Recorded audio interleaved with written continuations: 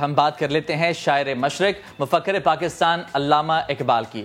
علامہ اقبال جن کا 144واں یوم پیدائش آج منایا جا رہا ہے۔ علامہ اقبال نے مسلمانوں کے لیے آزاد ملک کا خواب دیکھا، انہیں آزادی کے لیے آگے قدم بڑھانے کی ترغیب دی۔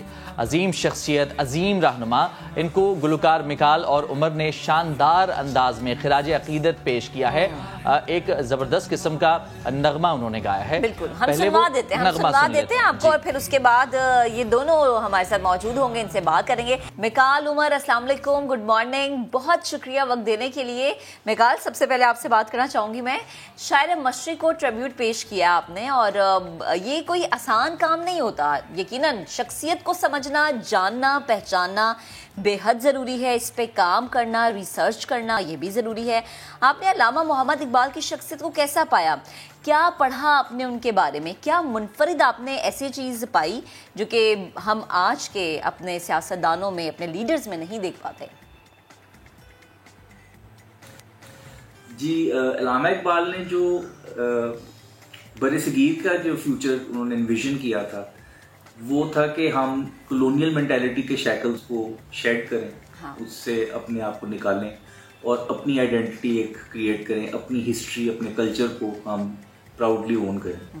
تو اس لحاظ سے آج کل کا جو پاکستان ہے، ہم لوگ سب یہ کوشش کرتے رہتے ہیں کہ ہمارے بزرگوں کی کئی بھی چیزیں، ان لوگوں کی ہدایت جو انہوں نے ہمیں دی، اس پہ ہم اپنی لائف کو ماڈل کریں۔ یہی اسٹرگل ہے، اور میرے خیال سے اقبال کا بھی سینٹرل میسج یہ کہ اسٹرگل کبھی ختم نہیں ہوتی، ہر دور میں وہ نئے فارم میں آپ کے سامنے آتی ہے۔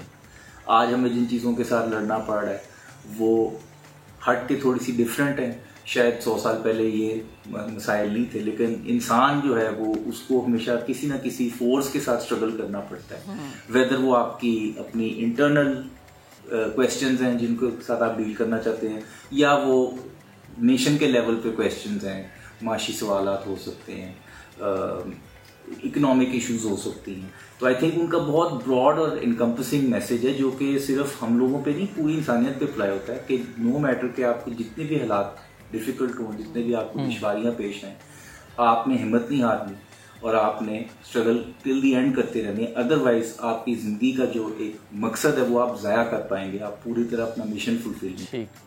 اچھا عمر، آپ یہ بتائیے گا، آپ نے ٹریبیوٹ پیش کیا علامہ ڈاکٹر اقبال کو، ہم نے سنا، ایک ایک لفظ سنا آپ کا، بہت ہی خوبصورت طریقے سے یہ لکھا گیا ہے۔ یہ بتائیے گا، اس شخصیت کی بات کی جا رہی ہے کہ جس کا ہر شعر، ہر لفظ ایک کہانی بیان کرتا ہے، بلکہ کہانیاں بیان کرتا ہے، ایسی عظیم شخصیت کے لیے کچھ لکھنا یہ کتنا بڑا چیلنج تھا آپ کے لیے؟ بالکل، علامہ اقبال کا اسٹیچر تو انڈینائبلی بہت عظیم الشان ہے، اور انسانی تاریخ میں کم ہی ایسے شعراء پیدا ہوئے جنہوں نے اس لیول کا مقام حاصل کیا۔ تو obviously کوئی بھی آرٹسٹ ان کے کام کے ساتھ انگیج کرتے ہوئے انٹیمیڈیٹڈ فیل کرے گا، ہیزیٹیٹ کرے گا۔ میں بھی بالکل ایسا ہی محسوس کر رہا تھا، کافی پریشان تھا کہ کیا میں اس کو جسٹس کر پاؤں گا کہ نہیں، پر ایٹ دا سیم ٹائم کیونکہ ہمارا آئیڈیا یہ تھا کہ اس کو عوام کے لیے سارٹ آف ایکسیسیبل رکھنا ہے، اور ایک اسپیشلی یوتھ کو کیپچر کرنے کی کوشش کرنی ہے جو پرہیپس اتنا زیادہ اب ہمارے ٹریڈیشنز کے ساتھ اپنے آپ کو ایسوسیٹڈ فیل نہیں کرتی۔ تو میری کوشش یہی تھی کہ ایسی میلڈی کمپوز کروں جو انٹرسٹنگ بھی ہو، پر ایٹ دا سیم ٹائم بہت کمپلیکیٹڈ نہ ہو، سمپلسٹی ہو اس میں فلو ہو، اور وہ علامہ اقبال کی جو شاعری کا فلو ہے اس کے ساتھ ساتھ بڑا کہہ لیں ان ٹینڈم چل رہی۔ ٹھیک، اچھا عمر، ہماری نوجوان نسل، ہماری آنے والی جنریشن، یقیناً ہم کہتے ہیں کہ نوجوان نسل، ہماری جنریشن جو ہے وہ ہمارا اثاثہ ہے، ہمارا مستقبل ہے، تو ہماری جنریشن کو شاعر مشرق کی شخصیت سے آپ کی نظر میں کیا سیکھنا چاہیے؟ جی، بہت اچھا سوال ہے، بہت مشکل سوال ہے۔ اقبال کی زندگی کے کسی ایک پہلو کو اگر مجھے پن پوائنٹ کرنا پڑے تو تھوڑا مشکل ہوگا، لیکن میرے خیال میں ان کی یہ ایبلٹی کہ اپنے ٹائم پیریڈ میں رہتے ہوئے انہوں نے یہ سمجھا کہ کلونیل پروجیکٹ اپنے مقاصد کو پورے کرنے کے لیے جو طریقہ کار استعمال کرتا ہے ان میں ایک قوم کو ذہنی طور پر محکوم بنا دینا ایک بہت امپورٹنٹ ایسپیکٹ ہوتا ہے.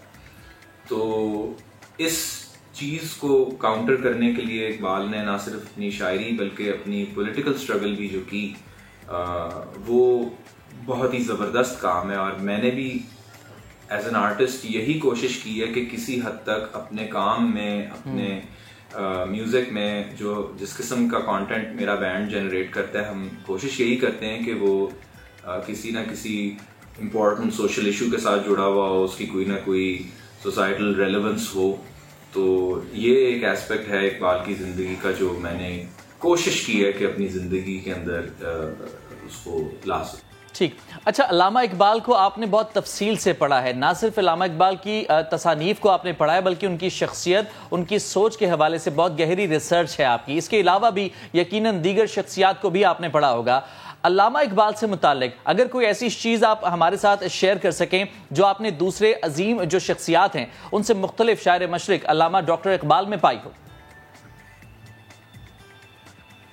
جی دیکھیں, میرے حساب سے کسی بھی آرٹسٹ کو اس کے کانٹیکسٹ سے سیپریٹ نہیں کیا جا سکتا, اور علامہ اقبال کو اگر ان کے کانٹیکسٹ میں دیکھا جائے تو ایک بات جو واضح ہوتی ہے وہ یہ کہ وہ جس قوم سے مخاطب ہیں وہ ایک ایسی قوم ہے جس کو کالونائزیشن کے ایکسپیرینس نے بالکل پست اور اپنے آپ سے کاٹ دیا, اپنی تاریخ سے کاٹ دیا, اور ایک بہت ہی گہرے احساس کمتری کا شکار بنا دیا.